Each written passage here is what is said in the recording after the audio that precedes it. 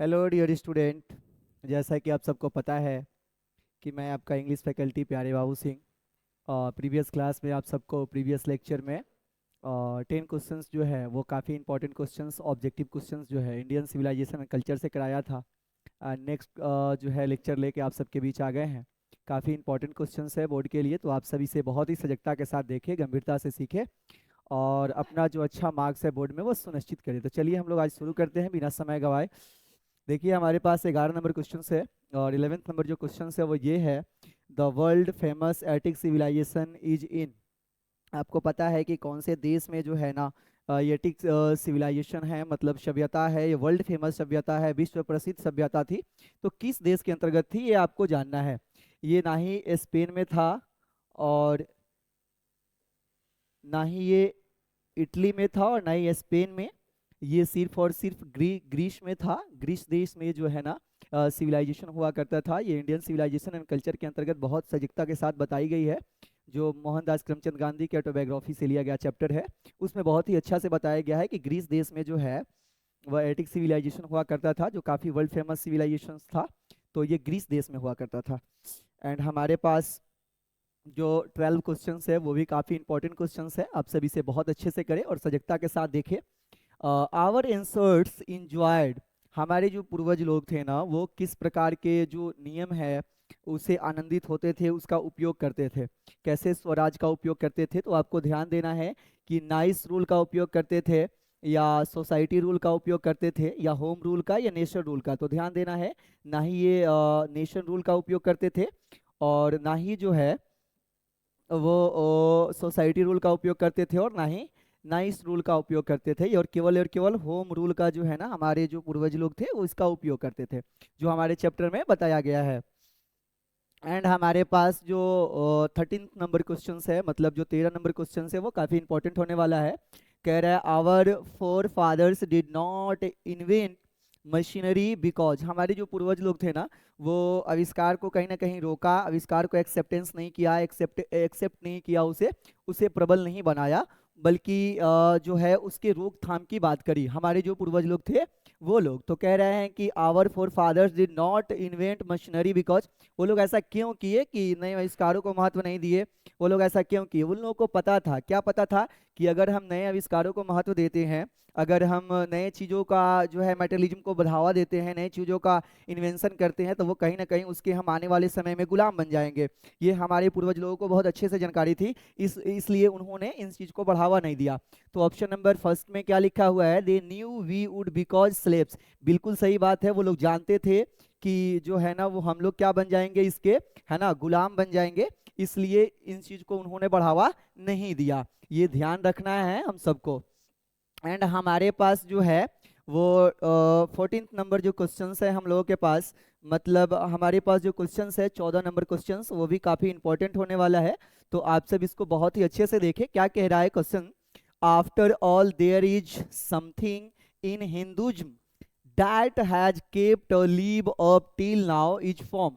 आखिरकार आप सबको पता है चैप्टर में इस चीज को बड़ी खूबी से अगर आप पढ़े होंगे तो जानकारी मिला होगा, मोहनदास करमचंद गांधी क्या कहते हैं कि आखिरकार हिंदू धर्म में कुछ तो ऐसी बातें होंगी, कुछ तो ऐसे गुण होगा जो आज तक इस सिविलाइजेशन को जीवित रखा है, भारतीय सिविलाइजेशन को महत्व में रखा है, इसकी जड़ें काफी अटल है और महत्वपूर्ण है, जो हमें कर्तव्य पथ पर चलना सिखाती है। ये ऑटोबायोग्राफी से लिया गया जो चैप्टर है इंडियन सिविलाइजेशन एंड कल्चर, भारतीय सभ्यता और संस्कृति, इसमें बहुत अच्छे से इस चीज को बताई गई है और मोहनदास के ऑटोबायोग्राफी से आत्मकथा से लिया गया चैप्टर है।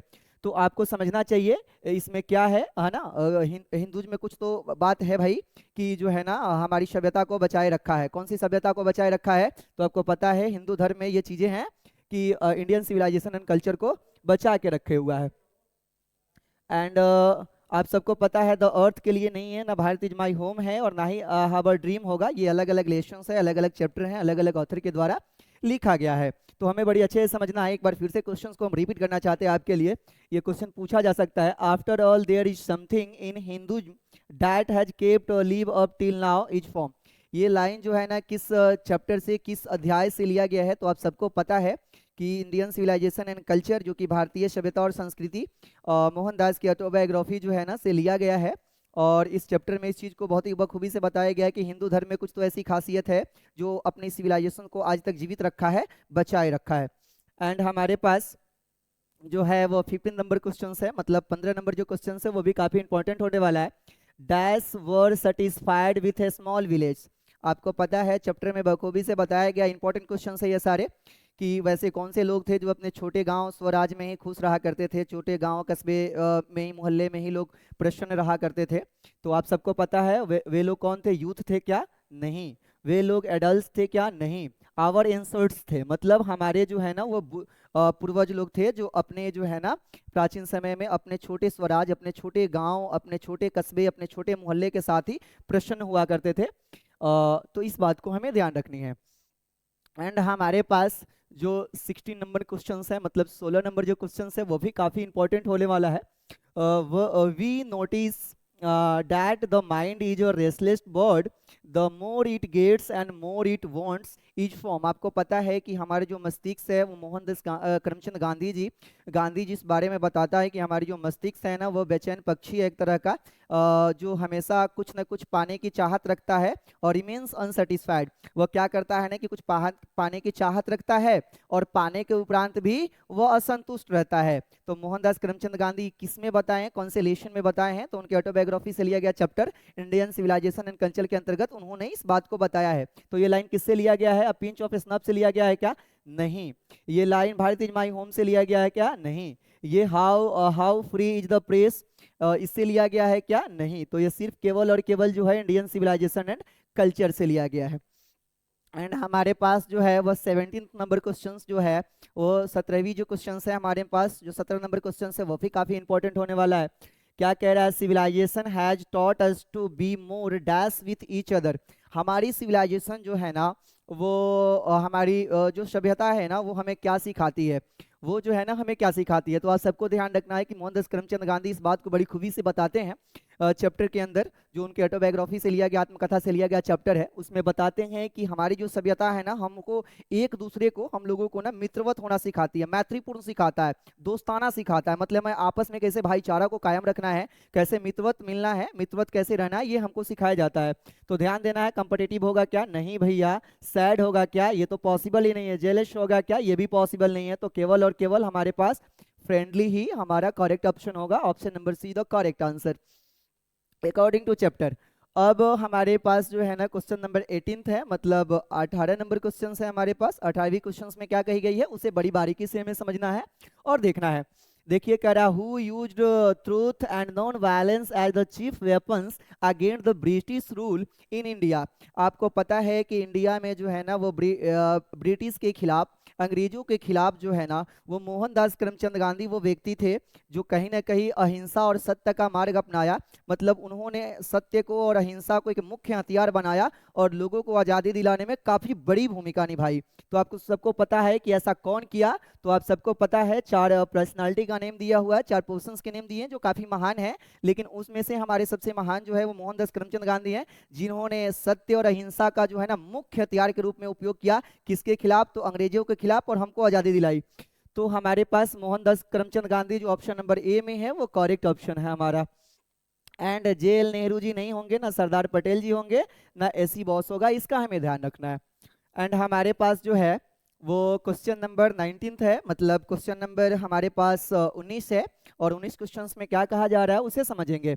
गांधी वेंट टू चंपारण इन। अब आपको पता होगा चैप्टर के अंतर्गत ये बात तो बताई नहीं गई है, लेकिन एडिशनली ये जानकारी आपको होनी चाहिए कि गांधी जी जो है ना हमारे पूर्वी चंपारण, मतलब पूर्वी चंपारण का मतलब है इस चंपारण में कब आए हुए थे? तो यहीं से उन्होंने क्या किया था? सत्याग्रह शुरू किया था, जो काफी बड़ा आंदोलन का रूप लिया हुआ था।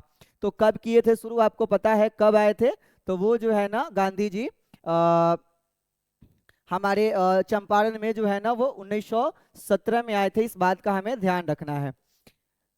1917 में जो है वो बिहार के अंतर्गत जो हमारा पूर्वी चंपारण जिला है उस जिला में वो आए थे और अंग्रेजों के खिलाफ यहाँ से उन्होंने आंदोलन शुरू करी थी। एंड चलिए हमारे पास जो है वो 20 नंबर क्वेश्चंस, मतलब 20 नंबर क्वेश्चंस है वो क्या है उसे हम लोग बड़ी बारीकी से समझते हैं, अच्छे से समझते हैं। देखिए कह रहा है यूरोपियन civilization will mean अब आपको पता है कि भारत के लिए जो यूरोपियन सिविलाइजेशन है ना, जो पश्चिमी सभ्यता है ना, उसका क्या अभिप्राय है, मतलब क्या अर्थ है भारत के लिए, उसके लिए क्या ही है, भारत के लिए वो क्या है, क्या मायने रखता है वो। तो भारत के लिए ज्यादा कुछ मायने नहीं रखता, वो एक विनाशकारी चीज साबित होगा, वो विनाशी साबित हो सकता है। तो इसलिए कभी उसको हमें अपनाना ही नहीं चाहिए। तो इसलिए ये वांट करता है क्या, पॉसिबल ही नहीं, लिविंग करता है क्या, पॉसिबल ही नहीं है, रियल है क्या, पॉसिबल ही नहीं है सर, इम्पॉसिबल है। ये सिर्फ रूइन करेगा, रूइन मतलब ये विनाशकारी है, किसके लिए, भारत के लिए, इसका अर्थ विनाशकारी है। तो हमें कभी एक्सेप्टेंस भी नहीं है ऐसा सिविलाइजेशन। एंड चलिए हमारे पास क्वेश्चन नंबर जो है वो 21 है, मतलब 21 नंबर क्वेश्चन है, उसे हम लोग बड़ी बारीकी से समझते हैं।